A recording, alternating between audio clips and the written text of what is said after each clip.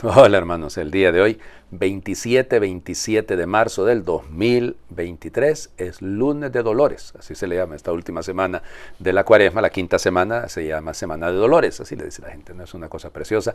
Yo siempre les cuento que mi abuela nació un viernes de Dolores y entonces por eso le pusieron Dolores de Jesús a mi abuelita. Le decían Lola, pero Dolores de Jesús era su nombre. Bueno, hoy es día de San Juan de Licápolis o Juan de Egipto. Nació de hecho en Nicápolis en el año 304, se supone más o menos. Era hijo de carpinteros y él aprendió el arte de la carpintería y era muy bueno, según parece, en esto de la carpintería, pero a los 25 años deja su trabajo, digamos, y se va adentrando en el desierto poco a poco. Conoció varios de los monasterios ahí en la zona de Tebaida, ninguno le gustó y entonces en lo alto de un cerro bastante escarpado, allá decidió quedarse para aislarse del mundo, para quedarse en oración. Se dice que cavó 3 cuevas, esas se descubrieron arqueológicamente, se encontraron, y entonces una le servía de celda para dormir, pues otra, digamos, de taller para trabajar, y el oratorio donde iba a hacer oración. Miren, él no tuvo propiamente un cenobio, o sea, no tuvo propiamente un monasterio, digamos, sino que se volvió muy famoso, la gente llegaba a pedirle consejo. Él solo atendía sábado y domingo, porque la cueva tenía una ventanita, y entonces por esa ventanita atendía los sábados y los domingos. Yo sé que va a sonar un poco pesado lo que les voy a decir, porque es un poco misógino el asunto, pero piensa en la mentalidad del siglo IV, ¿no? No hablaba con las mujeres, solamente atendía a los varones, porque en su mentalidad quería evitar cualquier tipo de tentación. Y el tema es que de hecho, según los relatos de Paladio, que fue un obispo que escribió sobre él, pues tuvo varias tentaciones, entonces por eso las evitaba. El resto del tiempo pues pasaba en oración. Se dice que hacía ayunos todos los días, realmente al final de la tarde comía alguna cosita poca, algunos vegetales, algunas legumbres, pero nada más. Realmente era una persona muy austera, extremadamente austera, y sobre todo muy, llamémosle, ascética en este sentido. Bueno, entonces preciosamente ahí estuvo, le buscaron para consejo. Era bien interesante porque en medio de la gente llegaban algunos que no se querían hacer sentir lo que eran, y él descubría: este sacerdote, este es obispo, y así. Ya, a Paladio de hecho le dijo eso, ¿no? Porque Paladio, cuando lo fue a buscar, al principio vio que atendía a un magnate, a un fulano por allá con títulos, y a Paladio no, y Paladio se decepcionó. Bueno, no era que era santo, y lo vuelve a llamar y le dice: vení para acá, Paladito. El asunto es que él es una persona que necesita, porque no son los sanos los que necesitan médico. Tú eres una buena persona. Y le dice todavía: vas a ser obispo. No, yo soy obispo de las ollas, dice ahí en mi casa. No vayas a salir del lugar donde estás en oración, porque cuando salgas te van a hacer obispo. Y así le pasó, y sufrió muchísimo Paladio, de hecho, él se lo anunció. Pero bueno, como les digo, ahí pasó el resto de su vida, y murió cuando tenía 90 años, en el 394. Fue consejero del emperador Teodosio. Y cuando le digo que era consejero, no significa que le decía las cosas bonitas a Teodosio, se las dijo pues crudas, así como eran, y le anunció que iba a triunfar. Esa fue la última batalla, fue contra Eugenio, ¿no? Que era un usurpador, y le ganó, pero a los meses murió, y eso se lo había anunciado precisamente él. Vamos, a veces no queremos escuchar consejos, ¿no? En eso me quedaba pensando yo, como que nos cuesta llegar a entender que el consejo puede venir incluso de donde menos lo pensamos, pero un buen consejo se debe agradecer. Bueno, vamos a la lectura. ¡Ay, Dios mío! La lectura del día de hoy la voy a hacer completa, Siempre sabemos que el último lunes de Cuaresma, porque ya el próximo lunes será el lunes santo, siempre es la casta Susana. Daniel, capítulo 13, y es lectura litúrgica, y que no les digo porque son un montón de versículos. En aquel tiempo vivía en Babilonia un hombre llamado Joaquín, casado con Susana, hija del Quelcías, mujer muy bella y temerosa de Dios. Sus padres eran virtuosos y habían educado a su hija según la ley de Moisés. Joaquín era muy rico y tenía una huerta contigua a su casa, donde solían reunirse los judíos porque era estimado por todos. Aquel año habían sido designados jueces 2 ancianos del pueblo. Eran de aquellos de quienes había dicho el Señor: en Babilonia la iniquidad salió de ancianos elegidos como jueces, que pasaban por guías del pueblo. Estos frecuentaban la casa de Joaquín, y los que tenían litigios que resolver acudían ahí a ellos. Hacia el mediodía, cuando toda la gente se había retirado ya, Susana entraba a pasear en la huerta de su marido. Los dos viejos la veían entrar y pasearse diariamente y se encendieron de pasión por ella, pervirtieron su corazón y cerraron sus ojos para no ver al cielo ni acordarse de lo que es justo. Un día, mientras acechaban el momento oportuno, salió ella como de ordinario con dos muchachas de su servicio y como hacía calor quiso bañarse en la huerta. No había nadie allí, fuera de los viejos que la espiaban escondidos. Susana dijo a las doncellas: tráiganme jabón y perfumes y cierren las puertas de la huerta mientras me baño. Apenas salieron las muchachas, se levantaron los dos viejos, corrieron hacia donde estaba Susana y le dijeron: mira, las puertas de la huerta están cerradas y nadie nos ve. Nosotros ardemos en deseos de ti. Consiente y entrégate a nosotros. Si no, te vamos a acusar de que un joven estaba contigo y que por eso despachaste a las doncellas. Susana lanzó un gemido y dijo: no tengo ninguna salida. Si me entrego a ustedes será la muerte para mí. Si resisto no escaparé de sus manos, pero es mejor para mí ser víctima de sus calumnias que pecar contra el Señor. Y dicho esto, Susana comenzó a gritar. Los dos viejos se pusieron a gritar también y uno de ellos corrió a abrir la puerta del jardín. Al oír los gritos en el jardín, los criados se precipitaron por la puerta lateral para ver qué sucedía. Cuando oyeron el relato de los viejos, quedaron consternados porque jamás se había dicho de Susana cosa semejante. Al día siguiente, todo el pueblo se reunió en la casa de Joaquín, esposo de Susana, y también fueron los dos viejos llenos de malvadas intenciones contra ella, para hacer que la condenaran a morir. En presencia del pueblo dijeron: vayan a buscar a Susana, hija de Quelcías y mujer de Joaquín. Fueron por Susana, quien acudió con sus padres, sus hijos y todos sus parientes. Todos los suyos y cuantos la conocían estaban llorando. Se levantaron entonces los dos viejos en medio de la asamblea y pusieron sus manos sobre la cabeza de Susana. Ella, llorando, levantó los ojos al cielo mientras su corazón confiaba en el Señor. Los viejos dijeron: mientras nosotros nos paseábamos solos por la huerta, entró esta con dos criadas. Luego les dijo que salieran y cerró la puerta. Entonces se acercó un joven que estaba escondido y se acostó con ella. Nosotros estábamos en un extremo de la huerta y al ver aquella infamia, corrimos hacia ellos y los sorprendimos abrazados. Pero no pudimos sujetar al joven porque era más fuerte que nosotros. Abrió la puerta y se nos escapó. Entonces detuvimos a esta y le preguntamos quién era el joven, pero se negó a decirlo. Nosotros somos testigos de todo esto. La asamblea creyó a los ancianos que habían calumniado a Susana y la condenaron a muerte. Entonces Susana, dando fuertes voces, exclamó: Dios eterno, que conoces los secretos y lo sabes todo antes de que suceda, tú sabes que estos me han levantado un falso testimonio y voy a morir sin haber hecho nada de lo que su maldad ha tramado contra mí.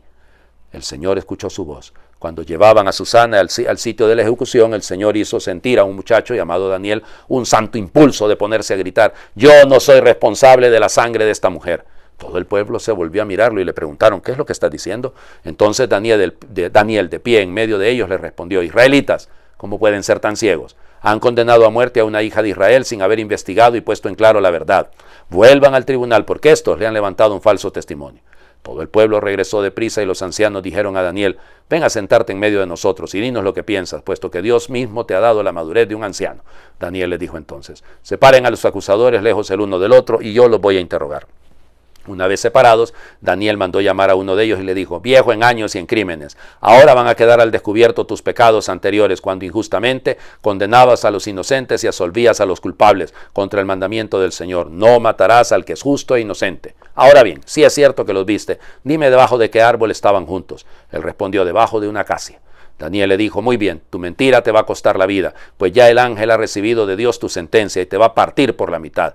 Daniel les dijo que se lo llevaran, mandó a traer al otro y le dijo: raza de Canaán y no de Judá, la belleza te sedujo y la pasión te pervirtió el corazón. Lo mismo hacían ustedes con las mujeres de Israel y ellas por miedo se entregaban a ustedes, pero una mujer de Judá no ha podido soportar la maldad de ustedes. Ahora dime, ¿bajo qué árbol los sorprendiste abrazados? Él contestó: debajo de una encina. Replicó Daniel: también a ti tu mentira te costará la vida. El ángel del Señor aguarda ya con la espada en la mano para partirte por la mitad. Así acabará con ustedes. Entonces toda la asamblea levantó la voz y bendijo a Dios que salva a los que esperan en él. Se alzaron contra los dos viejos, a quienes, con palabras de ellos mismos, Daniel había convencido de falso testimonio, y les aplicaron la pena que ellos mismos habían maquinado contra su prójimo.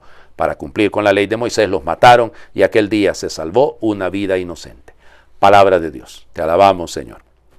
Texto largo, largo, para explicar cómo debe ser, cómo se salva por la acción de Dios una persona inocente. A ella la acusan de adulterio, la acusan de haber, cometido un acto en contra de la ley de Dios, pero aquellos viejos, ojo con eso, los viejos son los que generan este deseo, ardiendo de deseo por ella. Parece película romántica, ¿no? Pero no lo es una realidad y esto es doloroso. ¿Cuántas acusaciones falsas? Oigan, es una cosa que verdaderamente, y dentro de la iglesia a veces nos topamos con este tipo de personas que son capaces hasta de pagarle a otro para que vaya a decir una mentira, para que vaya a acusar a otro, para que vaya a calumniar. Bueno, es que la justicia de Dios, de esa nadie se escapa. Y tarde o temprano, evidentemente, cuando actuamos en contra de la verdad, tarde o temprano, pues vamos a tener que responder. Si no es en esta vida, responderemos en la otra. Pero esto es, por eso la conversión, fíjense, en el fondo es un llamado a la conversión todo este texto. Porque ¿quiénes somos nosotros para andar cayendo en estos ardiendo de deseo? Pero hay algunos que, bueno, eso es deseo de la carne, viene por la lectura que vamos a hacer del Evangelio. Pero lo más doloroso es que hay otro tipo de deseos, otro deseos de poder, alcanzar este puesto, alcanzar este lugar. Ay, Señor Jesucristo, todo el daño que nos hacemos realmente. La mentira tiene patas cortas y por eso tenemos que tener siempre mucho cuidado. Yo sé que, ya vieron, el texto es súper largo, había un montón de elementos ahí detrás, ¿no?, para poder meditar, pero por el tiempo vamos de un solo al Evangelio. Lucas, capítulo 8, versículos del 1 al 11. No, padre, no es Lucas, es Juan, capítulo 8, versículos del 1 al 11. Sí, pero es que resulta que dicen los expertos que es más probable que este texto, aunque está en el Evangelio de Juan, tiene todas las características del Evangelio de Lucas. En aquel tiempo Jesús se retiró al monte de los Olivos y al amanecer se presentó de nuevo en el templo, donde la multitud se le acercaba, y él, sentado entre ellos, les enseñaba. Entonces los escribas y fariseos le llevaron a una mujer sorprendida en adulterio, y poniéndola frente a él le dijeron: Maestro, esta mujer ha sido sorprendida en flagrante adulterio. Moisés nos manda en la ley apedrear a esas mujeres. ¿Tú qué dices? Le preguntaban esto para ponerle una trampa y poder acusarlo. Pero Jesús se agachó y se puso a escribir en el suelo con el dedo. Pero como insistían en su pregunta, se incorporó y les dijo: Aquel de ustedes que no tenga pecado, que le tire la primera piedra. Se volvió a agachar y siguió escribiendo en el suelo. Al oír aquellas palabras, los acusadores comenzaron a escabullirse uno tras otro, empezando por los más viejos hasta que dejaron solos a Jesús y a la mujer que estaba de pie junto a él. Entonces Jesús se enderezó y le preguntó: Mujer, ¿dónde están los que te acusaban? ¿Nadie te ha condenado? Ella le contestó: Nadie, Señor. Y Jesús le dijo: Tampoco yo te condeno. Vete y ya no vuelvas a pecar.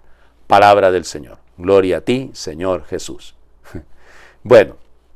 Sí, padre, pero ¿de dónde saca usted que es de Lucas? Bueno, la teología es muy lucana, ¿eh? Además dice el Monte de los Olivos. Generalmente en el Evangelio de Juan se dice Getsemaní, no dice el Monte de los Olivos. Eso es propio de Lucas. Además habla de los fariseos. En el Evangelio de Juan dice los judíos. Pero bueno, aquí no quiero darles una clase de Biblia, sino que sencillamente acercarnos al texto.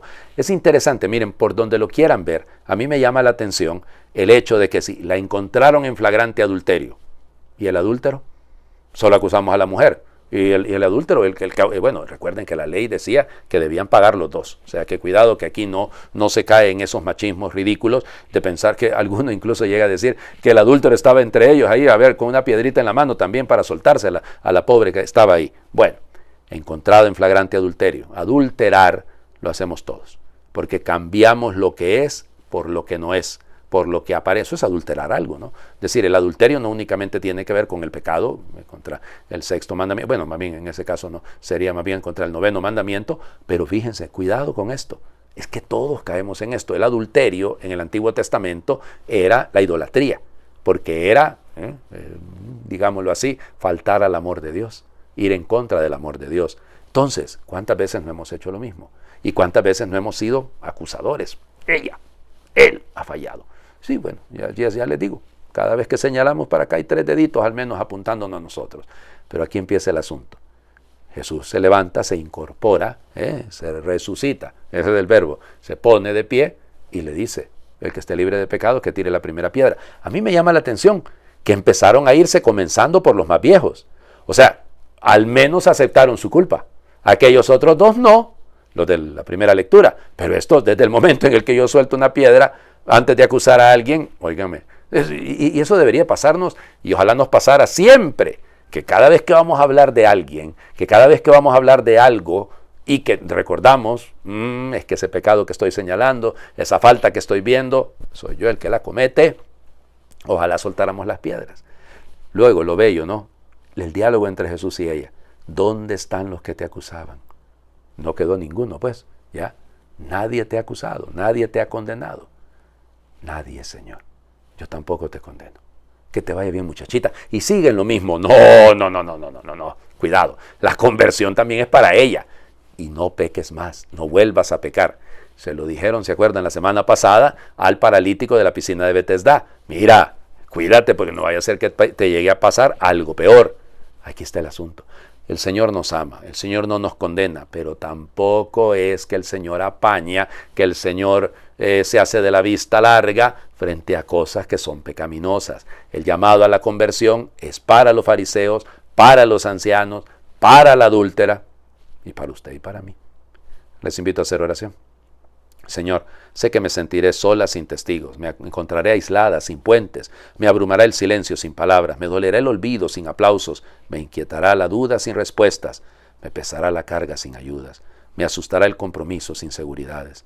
Pero no tengo miedo, Señor. Tú serás mi testigo, mi puente y mi palabra. Tú serás mi aplauso, mi respuesta y mi apoyo. Tú serás mi refugio y amarás mi verdad desnuda. Gracias, Señor, por tu amor, siempre fiel. Gracias por esta esperanza. Amén. Sí, la oración está puesta en femenino y la he hecho así, respetando cómo fue escrita. Y creo que quien lo escribe es un varón, pero también está muy lindo porque adoptamos el dolor de tantas mujeres que hoy en día son violentadas, pues tanto crecen los feminicidios, ¿no? Es una cosa terrible. Bueno, el Señor esté con ustedes y les bendiga a Dios por intercesión de San Juan de Egipto, el que es Padre, Hijo y Espíritu Santo, y su bendición descienda, les acompañe siempre. Muy feliz lunes para todos.